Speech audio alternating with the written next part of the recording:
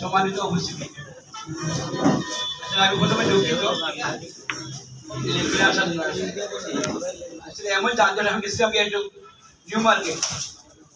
আজকে তো new market যে অবস্থা মানে ভয়াবহ। কিন্তু আসলে মঞ্চে অবশ্যই আছেন আমার অনেক প্রিয় বিশেষ করে আজি ভাই, আমরা ভাই, আমার পাশে সবাইকে আসলে এই যে মাহের রমজানের শুভেচ্ছা মোবারকবাদ। আসলে আজকে তো বক্তৃতা বা কিছু নাই, জাস্ট পরিচিত আছি আপনাদের সামনে, এটাই সত্যি।